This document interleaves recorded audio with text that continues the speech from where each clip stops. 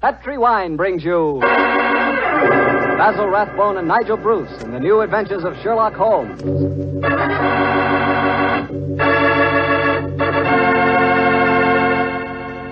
The Petri family, the family that took time to bring you good wine, invite you to listen to Dr. Watson tell us another exciting adventure he shared with his old friend, that master detective, Sherlock Holmes. And I want to ask you something.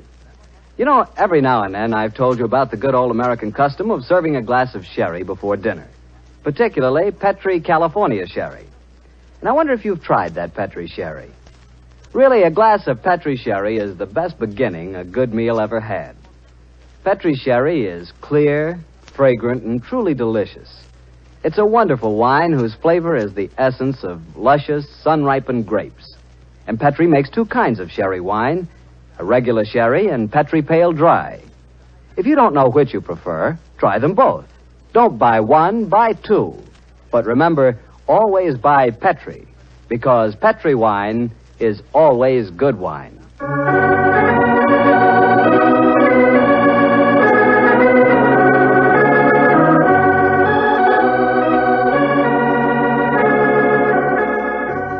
Well, I'm sure Dr. Watson's ready for us. Let's go in and join him, shall we? Come in. Good evening, Mr. Bartell. Evening, Doctor. Quiet, Willie. Quiet, Monty. Lie down. The dogs seem very pleased with themselves tonight. Did they have a good day? Yes, the three of us did, my boy. Go on. Run off out in the patio. I took a 7-iron and some old golf balls on the beach this afternoon. I improved my game, I think, and the dogs had a great time chasing the golf balls. On the way home, the little rascals had a furious battle with an elderly pelican, so their day was complete. I'll have to join you on one of your afternoon strolls, Doctor. You and the dog seem to have so much fun. Oh, I'll be glad of your company, Mr. Bartell. Well, draw up your usual chair, and I'll get on with tonight's Sherlock Holmes adventure. From the hint you gave us last week, I guess a Frenchman played a prominent part in the story? Yes, indeed he did, Mr. Bartell. His name was Francois Lavillard, and he was a detective of some note in his own country. The time my story begins, it was in 1889, to be exact. Lavillard had come over to London to discuss with Holmes the difficulties of translating some of his monographs into the French language. At this particular time, I was in the early days of my marriage, Mr. Bartell, and this fact, combined with a busy practice, meant that I saw very little of my old friend. He must have missed you, Doctor. Oh, well, he did. Well, of course, he'd never admit the fact, but to get on with my story. One cloudless June afternoon, I found myself in the neighborhood of Baker Street, and I couldn't resist paying a visit to Holmes. Mrs. Hudson was out, but having retained my old latchkey, I let myself in and mounted the familiar stairs. It gave me a strange feeling as I raised my hand to knock on what once had been my own living room door. Come in. Oh, hello, Holmes. Monsieur Holmes. Oh, I beg your pardon. I didn't know you were... Watson, my dear fellow. How very nice to see you again. It's great to see you, Holmes. I'm sorry I interrupted you. No. I didn't know that you had company. Not at all, my dear fellow. We're delighted, aren't we, Lavillard? Watson, this is Monsieur Lavillard. How do you do, sir? How do you do? Enchanté, monsieur. I have often wished to meet the so charming Dr. Watson. Holmes has told me a great deal about you. Oh, it's very nice of you, sir. That age suits you, Watson. You look splendid, old fellow. Gained a little weight, haven't you? Yes, a few pounds, I believe. Here comes you. Sit down, won't you? You sure that I'm not interrupting you in some important discussion? Oh, no. No, mon cher docteur. We were having a good-natured argument on the relative abilities of the French criminal compared to the English. Oh, interesting. You must lend me your support, Watson. Monsieur Lavillard is convinced that the English criminal is a very dull dog indeed. Well, we've met some far from dull ones in our time. I assure you, Monsieur Lavillard. The exceptions rather than the rule, I fear, mon cher docteur. You're stubborn, aren't you, Lavillard? Believe me, my dear friend, that I will yield to no one in my admiration of your knowledge and skill. That is why I wish I could persuade you to practice in Paris. There you would find opponents really worthy of your steel. What can happen to interest you in this land of grey fogs, boiled potatoes, and pots of tea? Gracious me for myself, sir, you're not very flattering. Oh, don't be so insular, Watson. Oh, I meant no offense, my friend. Well, you say that the English criminal is dull. Well, perhaps if you were to read a published story of mine called A Study in Scarlet, you'd think differently. It tells of a very exciting adventure that Holmes and I had. I have read it, my friend. Oh, you have? An extremely gripping story, but surely you will admit that the crime was essentially of American origin. He's right, Watson. He's perfectly right, dear me. What can I do to vindicate the dishonor of the London criminal? Let me see. Oh, yes, of course. A copy of today's Times. That's fine. I shall introduce you to a section known as the agony column. Where is it now? Oh, yes, here we are.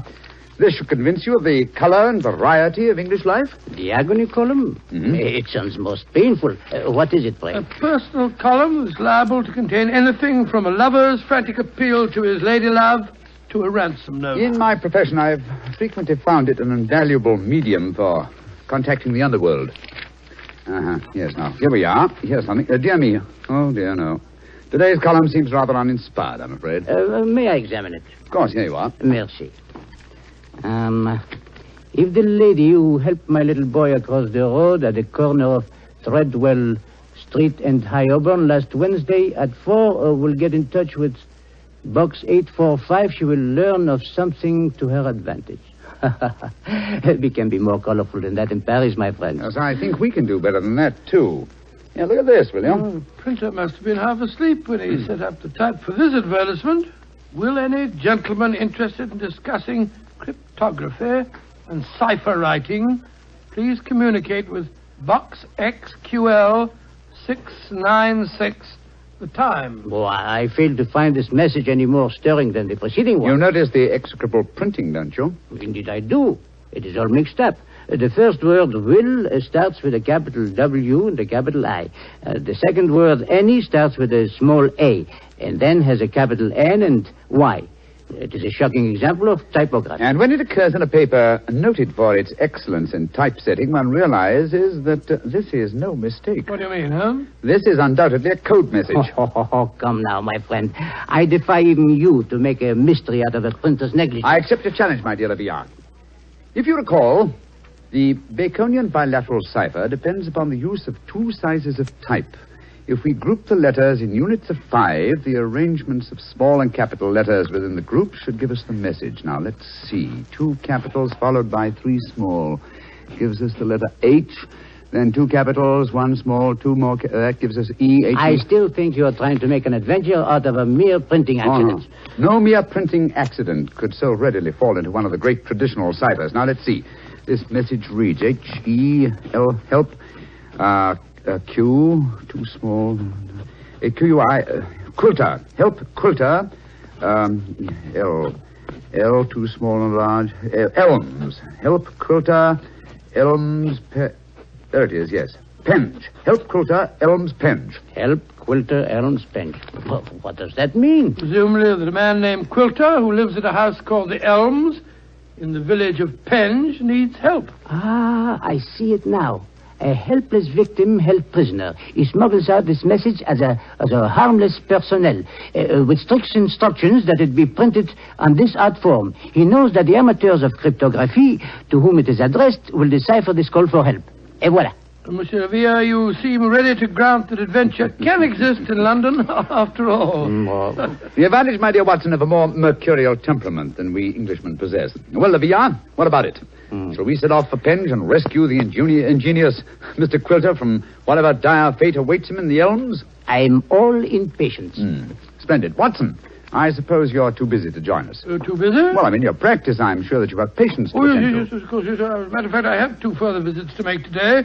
One to a peppery old miser who has gout, and the other to a wealthy society woman who has an acute attack of hypochondria, as they call it. To places with them, to hell with both of them. I'm coming with you, Holmes, if you want me. Bravo, Watson. And grab your hat and coat. The game's afoot.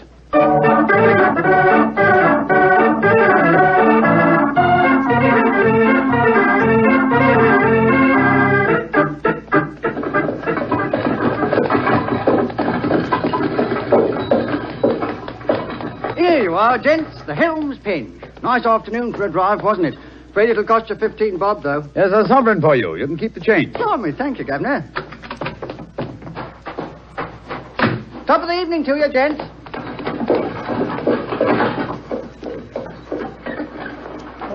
So this is the Elms, eh? Quite a bit of land for such a modest neighborhood. To call it the Elms seems remarkably inappropriate. I cannot see an elm tree in sight. So you see, Olivia, the English have more imagination than you give them credit for. Are you just going to walk up to the front door and knock, Holmes? Why not? The direct approach is often the most satisfactory. Oh, you disappoint me. I had hoped that perhaps you would adopt one of the disguises in which you are so adept, I am told. Well, since it's unlikely that these people know me by sight, that's hardly necessary, is it? However, I trust that this little problem may reward you with some colorful highlights before we're through. Oh. Great Scott. Revolver shots.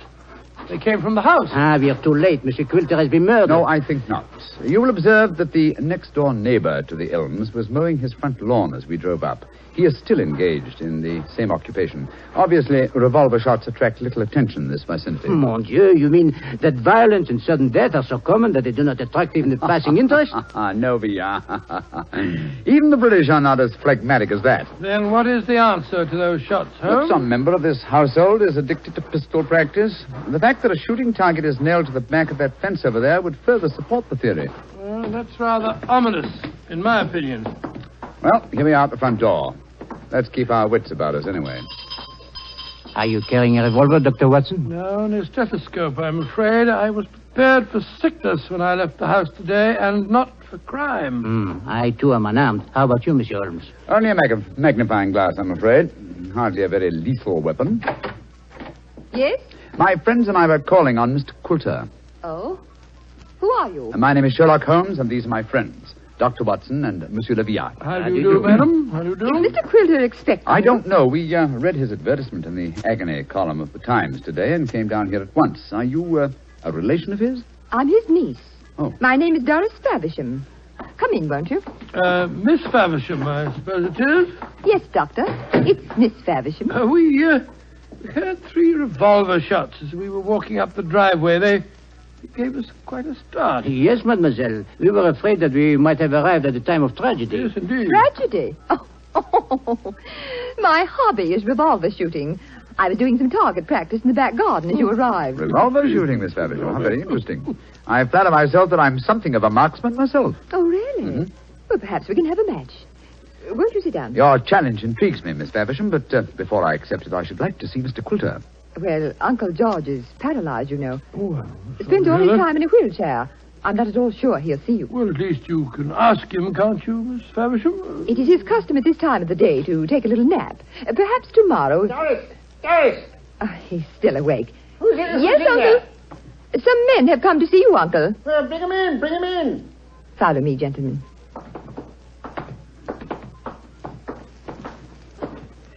Uncle, this is Mr. Sherlock Holmes, Dr. Watson, and Monsieur Leviat. and Monsieur Leviat. How do you How do, do sir? you do, sir? How do you do? Sherlock Holmes, eh? It took you long enough to decipher my message and get here, didn't it? Your brother's a much faster worker, isn't he? Oh, what makes you say that, Mr. Quilter? Received this telegram from him at 11 o'clock this morning. Read it for yourself. Oh, well, what's it say, Holmes? Suggest you consult my brother Sherlock, and it's signed Mycroft Holmes. Yes, Mr. Quilter, my brother is a much faster worker. Or shall we say that he suffers from the unfortunate habit of early rising. He undoubtedly read the agony column 3 hours before I did today. Don't know about that, but I've been expecting you all day. I imagine you know why I inserted that advertisement. Well, I had the impression that you were under some form of restraint, that you were in need of a rescue party, as it were. Rubbish. My advertisement was a piece of subtle bait. The only person that could decipher the message would obviously be someone who knew the Baconian cipher. Very logical deduction, Mr. Quilter. You see, I'm convinced, as any sensible man should be, that the so-called Shakespearean plays were written by Sir Francis Bacon. Oh, I see. But I felt that it needed a clever man to prove the fact. I was sure that anyone who was able to decipher my message was the man I needed.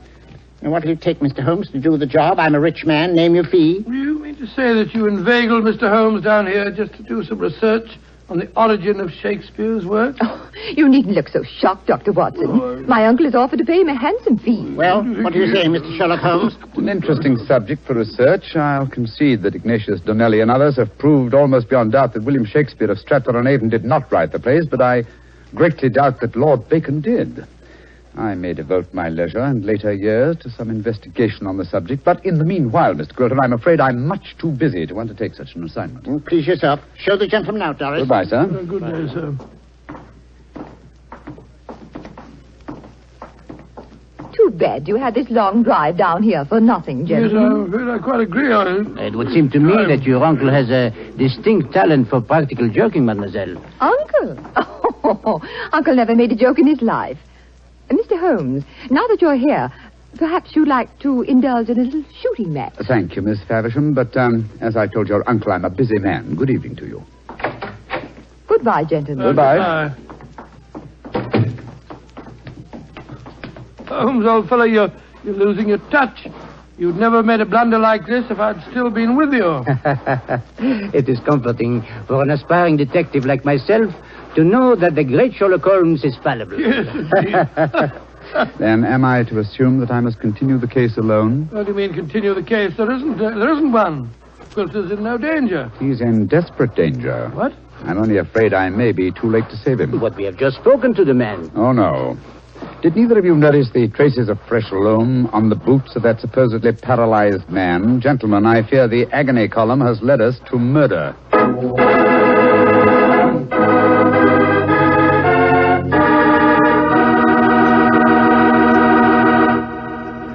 You'll hear the rest of Dr. Watson's story in just a second.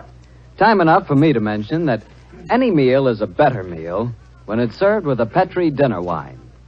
If you're having chicken or fish, use Petri California Sauterne.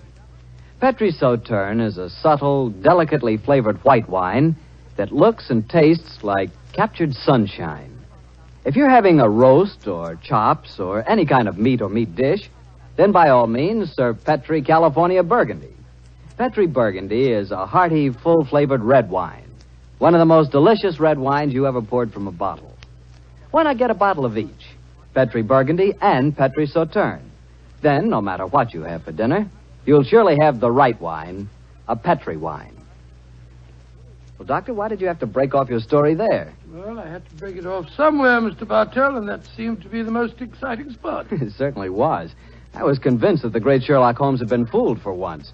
What happened next? Well, my boy, needless to remark, we did not get into a cab and go back to London, but let me pick up the story at the same place that I broke it off. As Holmes said... Gentlemen, I fear the agony column has led us to murder. Murder? There was fresh earth on the soles of his boots, you say? Distinct traces, proving that the man in the wheelchair was not paralyzed. And that man, whoever he is, was impersonating Quilter to put us off the track. And the real Quilter may have been killed, eh? I'm afraid so. Let's stop here for a moment, shall we, while we make our plans. This hedge will hide us from the house in case they're watching from the windows. Now, this isn't a hard picture to reconstruct. There undoubtedly is, or was, a paralyzed Baconian scholar named Quilter. He managed to smuggle out that ingenious plea for help, but Mycroft's unfortunate telegram gave the game away. Mm-hmm. I see it now.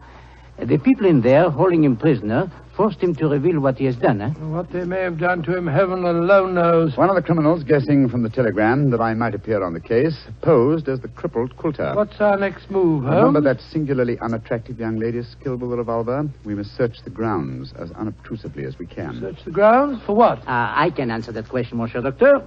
We search for signs of the freshly turned earth of a grave.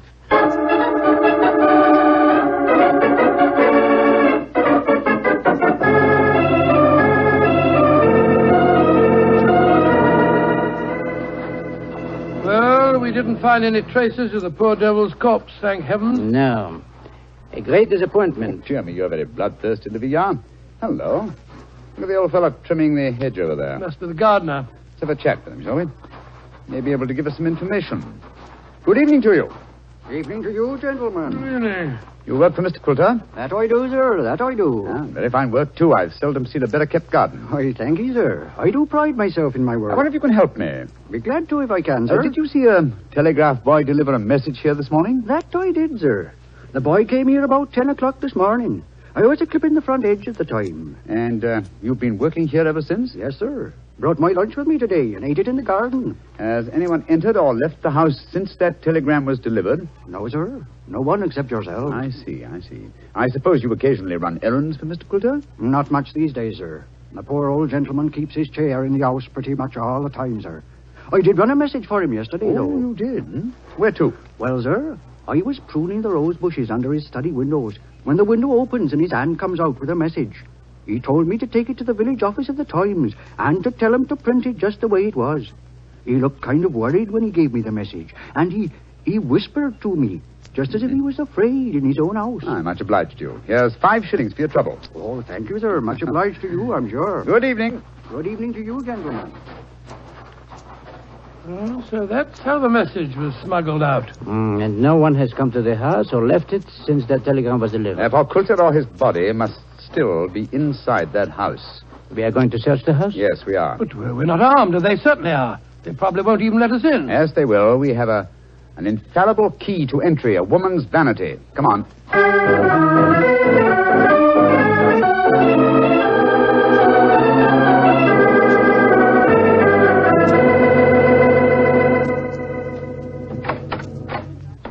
Oh, so you came back. I thought you wouldn't be able to resist my challenge to a pistol match, Mr. Holmes. Exactly, Miss Faversham. We had difficulty in finding a cab and decided to take a train back to London. It was an hour's wait, so I thought I'd accept your challenge. Good. Come in.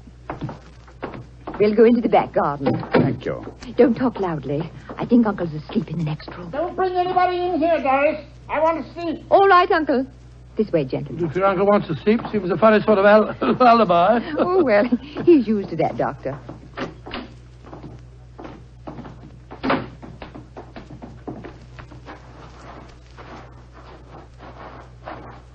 Here we are. This is the 50-yard range, Mr. Holmes. 3 shots. Best aggregate score wins. How much do you want to bet? You name the stake. Name the stakes, Miss Faversham. A sovereign? Certainly. You take the first 3 shots? Very well. I must just check that it's loaded. Yes, 6 bullets. All right, here I go.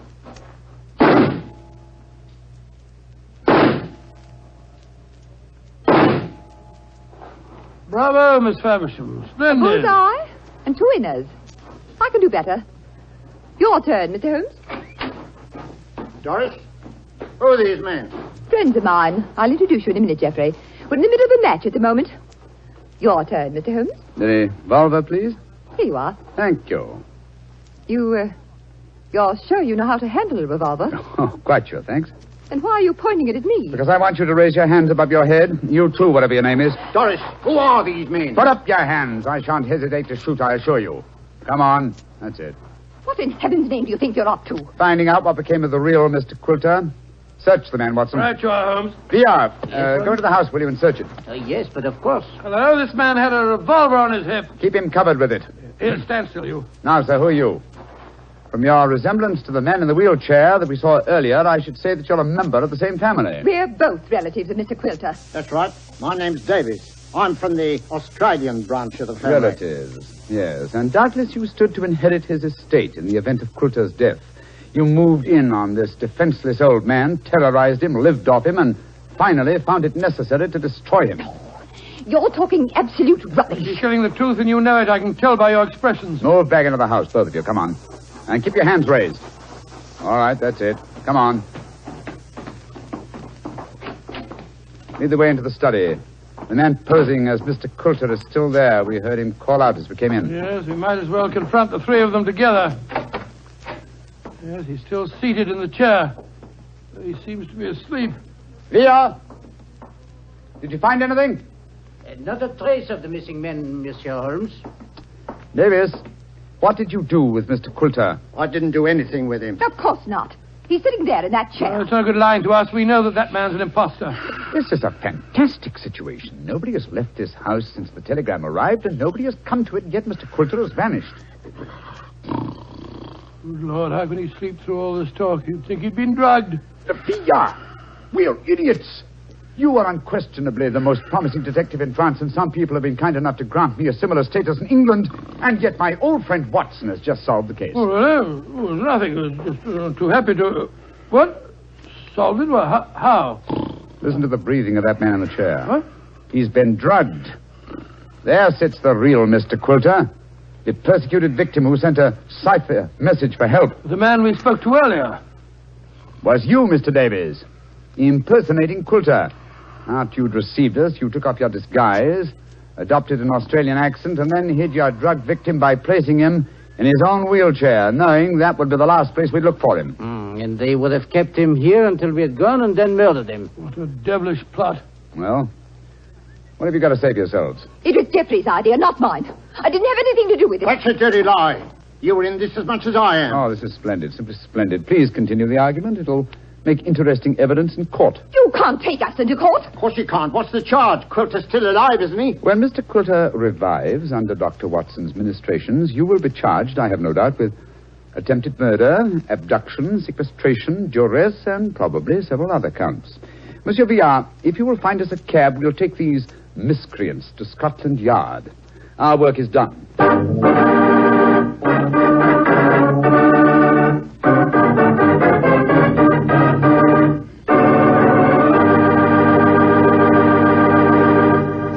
Well, Doctor, that was a fine story.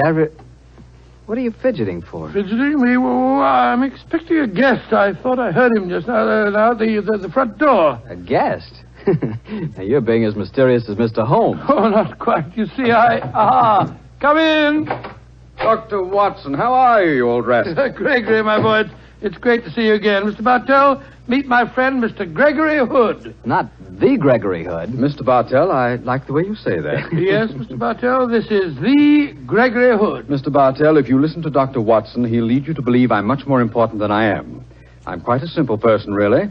I'm kind to dogs, just love little children, and always help old ladies cross the street. I also know how to make a fire by rubbing two sticks together. Yes, and unlike my old friend Holmes, you pretend to know very little about criminals and crime, and yet you're one of America's outstanding criminologists. So I've heard. A hobby, Mr. Bartell, a hobby. My real business is importing, headquarters San Francisco. Need any old masters? Perhaps I can sell you a nice piece of jade, or would you rather have a bit of old Balinese sculpture? Now, wait a minute. This is all a little too fast for me. Yes, you learn that Gregory is a little too fast for everybody. But, Mr. Bartell, I'm sure you'll get to know Mr. Hood a good deal better. You see, as I've told you, I've always wanted to take a trip back to England, and now I have a chance to do so. But, Doctor, won't I see you again? What about our story? Oh, I shall be back in the fall, but meanwhile, I've asked Mr. Gregory Hood to get together with you at this time every week and tell you some of his experiences. Which, of course, makes me feel very important. Mr. Hood, as you know, has been involved in many famous cases dealing in crime. His importing business and his hobby criminology are a strange combination. I learned that he keeps a diary of these cases, and it's a fascinating book. The case book of Gregory Hood. The case book of Gregory Hood. Sounds intriguing. Intriguing? Huh. It certainly is. Thank you. Well, then I can tell all our friends, be sure to listen next week at the same time and every Monday night through the summer to The Case Book of Gregory Hood.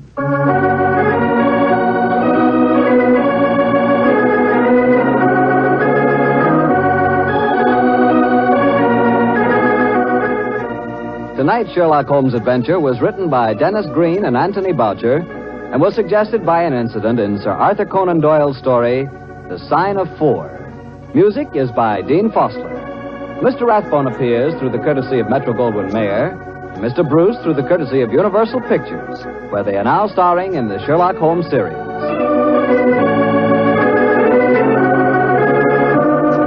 The Petri Wine Company of San Francisco, California, invite you to tune in again next week, same time, same station. Sherlock Holmes comes to you from our Hollywood studios.